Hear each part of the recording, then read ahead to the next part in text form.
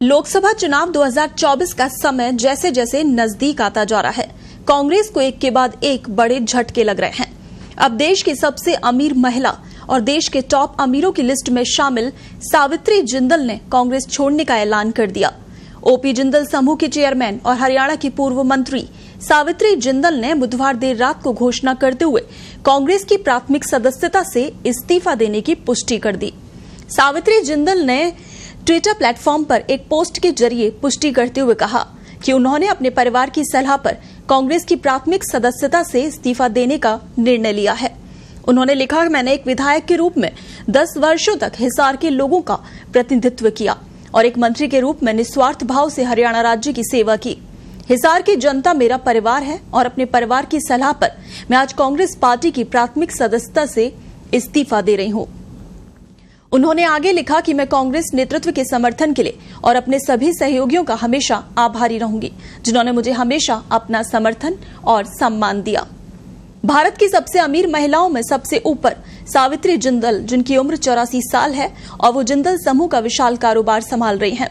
Bloomberg billionaires index के मुताबिक 28 मार्च 2024 तक सावित्री जिंदल की कुल संपत्ति 29.6 अरब डॉलर है, जो भारतीय रुपयों में करीब 2,47,000 करोड़ रुपए के आसपास बैठती है। देश की सबसे अमीर महिलाओं की लिस्ट में इनका नाम पहले नंबर पर आता है, तो वहीं दुनिया के टॉप अरबपतियों में सावित्री जिंदल 56वें स्थान पर हैं। ओपी जिंदल ग्रुप की चेयरपर्सन सावित्री जिंदल ने 10 वर्षों तक हिसार निर्वाचन क्षेत्र का प्रतिनिधित्व किया और हरियाणा सरकार में मंत्री के रूप में भी कार्य किया। साल 2005 में एक विमान दुर्घटना में उनके पति और जिंदल समूह के संस्थापक ओपी जिंदल की मृत्यु के बाद जिंदल को हिसार निर्वाचन क्षेत्र से हरियाणा विधानसभा के लिए चुना गया था। वो 2009 में हिसार से फिर से चुनी गई और अक्टूबर 2013 में उन्हें हरियाणा सरकार में कैबिनेट मंत्री नियुक्त किया गया। साल 2006 में शहरी स्थानीय निकाय और आवास राज्य मंत्री के रूप में उन्होंने काम किया, लेकिन 2014 के हरियाणा विधानसभा चुनाव में उन्हें हिसार से हार का सामना करना पड़ा था।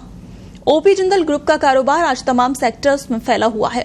इनमें स्टील, एनर्जी, इंफ्रास्ट्रक्चर, सीमेंट, निवेश और पेंट सेक्टर शामिल है।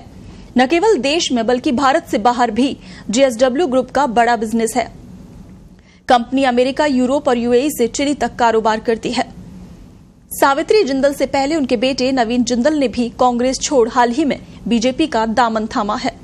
Jindal steel and power limited के अध्यक्ष नवीन जिंदल भारतीय जनता पार्टी के उम्मीदवार के तौर पर कुरुक्षेत्र लोकसभा सीट से चुनाव लड़ेंगे।